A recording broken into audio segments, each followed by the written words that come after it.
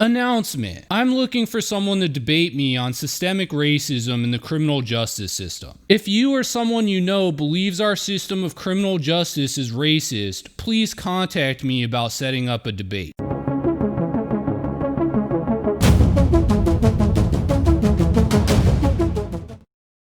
A lot of people have asked me why I'm not a socialist. A common question I get is, what are my views on economic policy? My goal with this video is to answer those questions. The economic history of the modern world began with liberalism. The economic system that was created by liberalism was capitalism. Liberal capitalism proved to be extremely effective at generating wealth and profits. We can tell that from this chart. Wealth began trending up slowly with capitalism. Then the Industrial Revolution happened and it absolutely skyrocketed. Why did liberalism cause this? The basic human agricultural society that existed prior to liberalism was one where a king or emperor lived in a city and maintained a court. Typically, people worshiped the king or emperor as if he were some sort of god. Underneath the king were the lords. These were the people who were in charge of specific farms or plantations. The lords would also generally command some sort of military unit that protected the farms. Prior to liberalism, most of the human population of the world lived in these basic human agricultural societies. Capitalism changed everything because it allowed for the existence of more sophisticated economic relationships. Let's say that two lords wanted to invest in some sort of trade voyage. Under the old system, the king may punish them for doing this. The king might end up confiscating their profits. Therefore, engaging in an economic venture was risky. Under capitalism, though, the king can't do anything. The lords can do pretty much whatever they want so long as they don't violate anyone's rights. Therefore, the lords can be highly confident that their investment will be safe. Liberalism can therefore be conceived as a type of economic security. For libertarians and, unfortunately, many conservatives, this is where they get off the train. Liberal capitalism in its original form is, to them, the perfect economic system. Now, the good thing about capitalism is it generated a lot of wealth. It also reliably provided people with the things they needed so long as they had the money to pay for it. However, there were definitely some downsides to liberal capitalism. It didn't take very long for it to attract a variety of critics. One understated problem with liberal capitalism is its inherent immorality. Through the economic security that it provides, we are granted unprecedented individual freedom. Liberalism, however, doesn't provide us any actual guidance on how we're supposed to use that freedom. In its infancy, though, most didn't conceive of this as being a problem. Most people used to recognize that morality was something that comes from a church and not an economic system. Now, that doesn't mean that critics didn't make moral arguments against capitalism. We've all heard about Karl Marx and the exploitation of the workers. However, attacks like this were focused on the effects caused by capitalism and not on its inherent structure. I'll set aside capitalism's morality problem for now and address it later in the video. Although capitalism has many problems, I think that most of them can be captured in the following three categories. Number 1. Capitalism hurts the environment. Number 2. Capitalism causes severe inequality of wealth. Number 3. Workers are mistreated under capitalism. In the United States, the first group to attempt to deal with these problems were the progressives. No, not them, the original progressive movement. The original progressives didn't want to replace capitalism. They wanted to improve it. The reforms that they proposed worked within the architecture of capitalism and respected its inherent ideology. Thus, the original progressives instituted 3 new policies. Number 1, environmentalism. Number 2, antitrust. And number 3, syndicalism. Number 1. Environmentalism. Imagine a chemical plant that dumps its waste into a river. This sort of activity might ruin the productivity of farms downstream. Or perhaps it'll cause people to start getting sick. Maybe all that it'll do is just turn the water blood red, which makes everything look ugly. Early environmentalists understood these to be externalities. They're things caused by the activity of one entity, but whose negative consequences are felt by others. Although the chemical plant might not be violating anyone's rights by dumping waste into the water, it's harming other people. Therefore, environmentalists recognize that the state ought not just protect people's rights,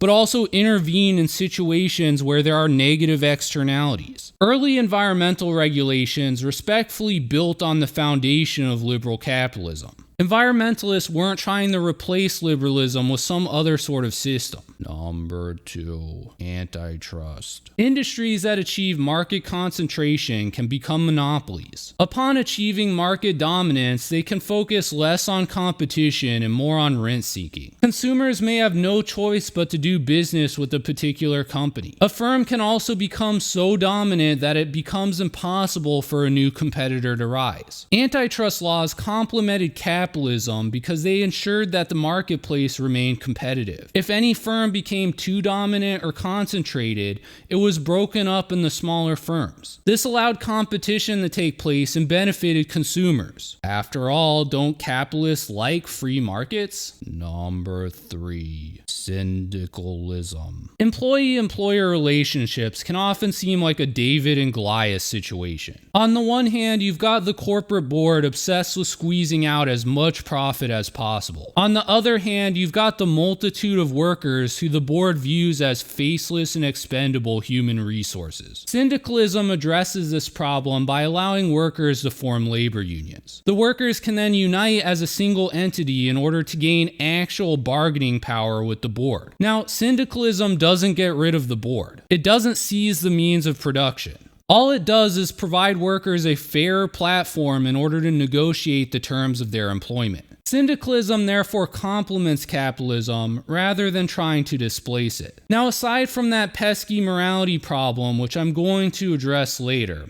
this is roughly where I would get off the train. Capitalism with these progressive era reforms is about as good as I believe things are going to get in terms of pure economic policy. This was how the economy in the United States worked during World War I and World War II. The success of America during this period of time speaks to the utility of this economic system. Sometime around the 1970s, though, this trinity of environmentalism, antitrust, and syndicalism got pulled into the upside-down world. In its place, a new corrupted trinity was formed. This consisted of, number 1, global warming activism, number 2, woke-ism, and number 3, socialism. Number 1, global warming. Before getting banned off of YouTube, Michael Moore released a global warming documentary. That documentary acknowledged that the only real hope of actually ending global warming was to end liberal capitalism. Because Michael Moore embarrassed the cathedral in front of the neoliberals, he was therefore banned off YouTube. Even if the US followed Michael Moore's advice,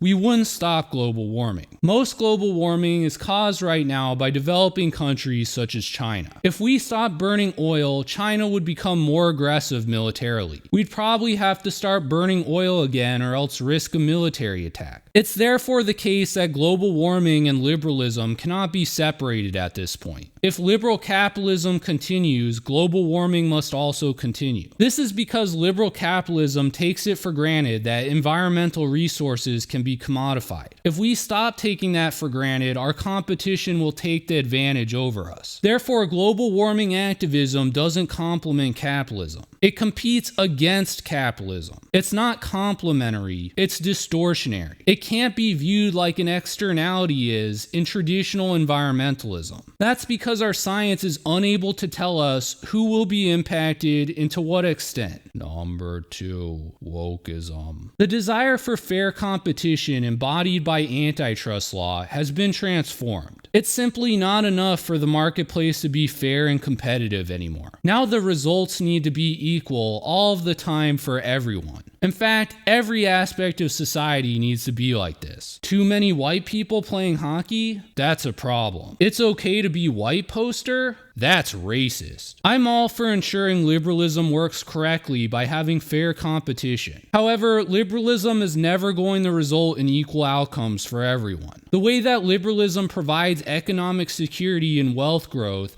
is by creating winners and losers in a marketplace. If we put the expectation on liberalism to provide equal outcomes all of the time, we will lose its ability to generate wealth and reliability. Therefore, wokeism distorts and subverts liberal capitalism. Number 3, socialism. Socialism is all about stealing from the winners in order to give to the losers. The problem with this is that there was a reason someone won and someone lost. If winning doesn't matter, why put in the effort? It becomes a game that's just not worth playing. Socialism is literally the ideology of losers. I don't say that to be a jerk. It's no coincidence, for example, that the growing number of losers in our society has coincided with a rise of interest in socialism. That trend is troubling and it will need to be addressed at some point. At the same time, though, we can't pretend that giving resources to people who didn't earn it is fixing capitalism. It is instead, by its very design, ruining capitalism. So to answer the question, I'm not a socialist because socialism is pointless. The people still riding on the train at this point are never going to reach a destination. Their ideology doesn't fix liberalism. Instead, it serves to distort and replace it. But the thing that it replaces it depends on liberalism to exist. Therefore, socialism is in the end nothing but a paradox. The previous progressive reforms were all collective solutions. By contrast, these new distorted progressive reforms are all hyper-individualistic. Woke culture, for example, focuses not on the fairness of the process, but on the fairness from the perspective of an individual. Socialism emphasizes a payment or welfare benefit to an individual over the benefits of bargaining collectively. Global warming advocacy focuses attention on a problem that can't be solved collectively. Therefore, the only outlet for advocacy becomes a form of individual virtue signaling. Even worse, by changing their objectives, the left have lost everything that they fought for in the old progressive era. Labor unions? Gone due to offshoring. Environmentalism? When's the last time you've heard someone talk about endangered species or littering? Antitrust? Yeah, right.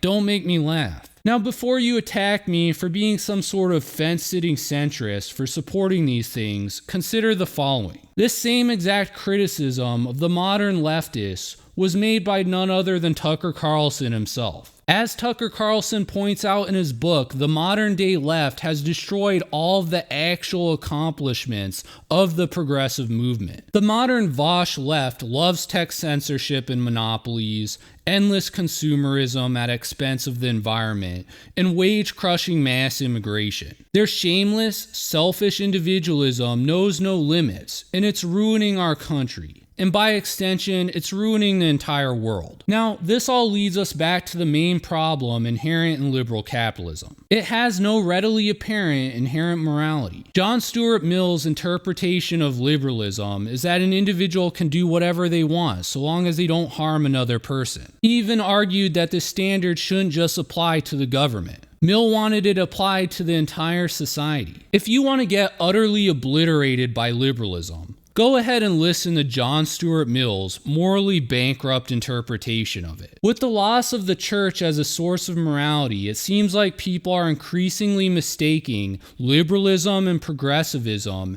as actual sources of morality. Religions even. However, property rights can never be ethics. Social justice isn't a real religion. On the right, we're being offered the dystopian future depicted in Brave New World. Meanwhile, the left wants us to live in the world of George Orwell's 1984. By the end of this culture war, we're going to end up living in a hybrid of both dystopias. We don't want to live in a world based on an extreme interpretation of an ideology. Instead, we ought to live in a society that caters to the flourishing of human families. We need to look to who's successful in liberal society. Now sure, it can be kind of arbitrary, but there are a few trends. Hard work, getting married, avoiding drugs, and being conscientious correlate heavily with success. Amongst the winners of liberal capitalism, you will find many of these aspects to be true. So how can we achieve the best possible economic system? Number 1. Our system ought to be capitalist. No other system has proven itself as successful at generating wealth or reliably delivering resources to people who need them. Number 2. The progressive era reforms complemented capitalism. Because they helped capitalism live up to a better version of itself, we ought to embrace these reforms once again. Number 3. Because socialism and woke-ism seek to distort and invalidate capitalism, we ought to reject them. They just want to destroy the capitalist system without offering an adequate replacement. As for the issue of global warming, it's a problem that right now can't be solved. Either we'll solve it when we discover a new technology, or liberalism was destined to be a failed ideology from the start. There's really no other way around it. Number 4. Given the lack of morality inherently present in liberalism, we need to provide moral guidance to help people exercise their freedom.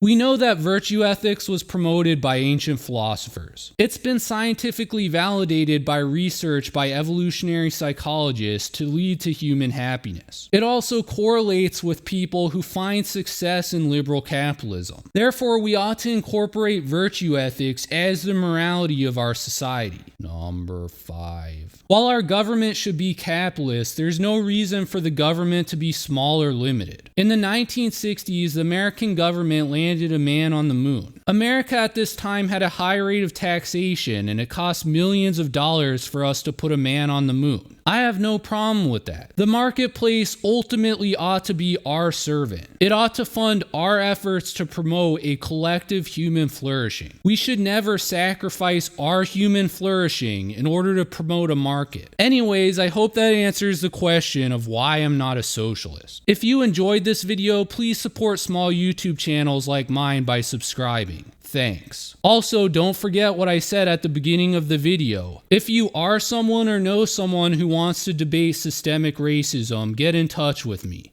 prosecutionchannel@gmail.com. Thanks.